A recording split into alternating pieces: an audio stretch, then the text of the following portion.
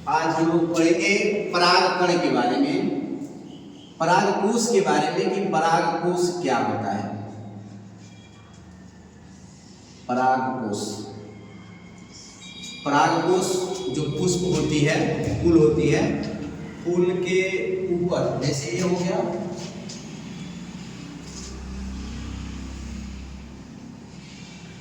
ये कोई फूल हो गया, इसमें ऐसे जो निकला होता है ऊपर लगा होता है, यह होता है परागकोश। ठीक है, ये परागकोश होता है। इस परागकोश में भरे होते हैं क्या? परागकण, परागकण।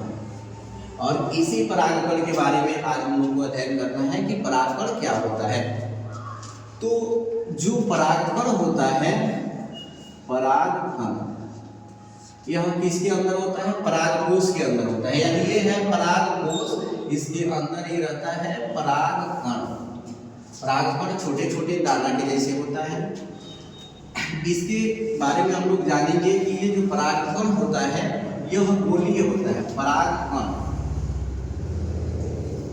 ये गोलीय होता है, परागकण गोलीय होता है यानी गोल होता है। ठीक है, इसका जो व्यास होता है, यानी ये व्यास कहलाता है, ये व्यास जो होता है यह 25 से 50 माइक्रोमीटर का होता है। यानी परागकण का जो व्यास होता है वह 25 से 50 माइक्रोमीटर का होता है।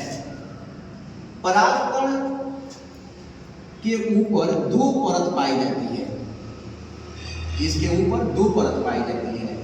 बाहर वाली एक परत को, जैसे ये हो गया परागकण, इसके ऊपर दो परत पाई जाती है। ये बाहर वाली परत को बाह्य छोर कहते हैं। बाहर वाली परत को बाह्य छोर कहते हैं तथा अंदर वाली परत को अंतःचोल या आंतरिक चोल कहते हैं। बाहर वाली परत को बाह्य चोल और अंदर वाली परत को अंतःचोल या आंतरिक चोल कहते हैं। ये जो बाह्य चोल होता है यह एस्पोरोपोलेनिन का बना होता है। ये बाह्य चोल होता है यह एस्पोरोपोलेनिन का बना होता है। और एस्पोरोपोलेनिन ऐसा एंजाइम है कि जिसको नष्ट करने वाला आज तक न कोई अम्ल बना है न कोई एंजाइम बना है, यानी यह जल्दी नष्ट नहीं होता है। तो बाह्य चोल किसका बना होता है? एस्पोरोपोलेनिन का बना होता है। क्या होता है कि एस्पोरोपोलेनिन कहीं कहीं अनुपस्थित होता है। ये परागकण है, परागकण में एस्पोरोपोलेनिन कहीं अनुपस्थित होता है। जहां अनुपस्थित होता है उसे जनन छिद्र कहते हैं, उसे जनन छिद्र कहते हैं। जहां परागकण अनुपस्थित होता है उसे परागकण, जहां एस्पोरोपोलेनिन अनुपस्थित होता है उसे जनन छिद्र कहते हैं। और ये जो एस्पोरोपोलेनिन का परत होता है यह बहुत सख्त और कठोर होता है ताकि ये जल्दी नष्ट न हो। ये सख्त और कठोर होता है। यानी हम लोग जान गए कि परागकोश के अंदर परागकण होता है। परागकण जो होता है वह 25 से 50 माइक्रोमीटर के व्यास का होता है। यह गोलीय होता है। यह दो परतों से बना होता है। बाह्य परत को बाह्य चोल कहते हैं और आंतरिक परत को अंतःचोल कहते हैं। जो बाह्य परत होती है वह एस्पोरोपोलेनिन की बनी होती है। यह कहीं कहीं अनुपस्थित होता है, उसे जनन छिद्र कहते हैं। और यह क्या होता है? सख्त तथा कठोर होता है, यानी मजबूत और कठोर होता है। अब बात करते हैं अंतःचोल की। जो अंतःचोल होती है यह सेलुलोज और पेक्टिन की बनी होती है। अंतःचोल जो होती है वह यह सेलुलोज और पेक्टिन की बनी होती है। ठीक है, ये सेलुलोज और पेक्टिन की बनी होती है। बाह्य चोल एस्पोरोपोलेनिन की और अंतःचोल सेलुलोज और पेक्टिन की बनी होती है। क्या होता है कि जो परागकण होता है इसका जीव द्रव्य, परागकण का जीव द्रव्य एक झिल्ली में आवृत होता है। इस झिल्ली को क्या कहते हैं? प्लाज्मा झिल्ली कहते हैं।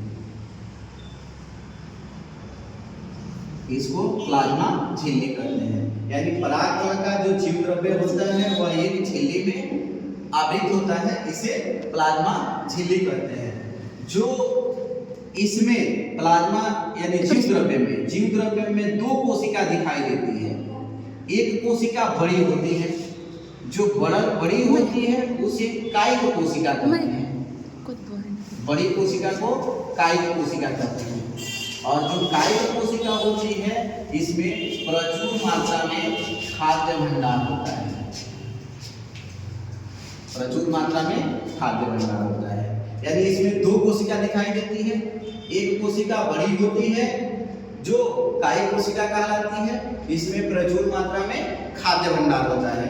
तथा एक दूसरी कोशिका जो होती है यह छोटी होती है और यह छोटी होती है। जो छोटी कोशिका होती है वह जनन कोशिका कहलाती है।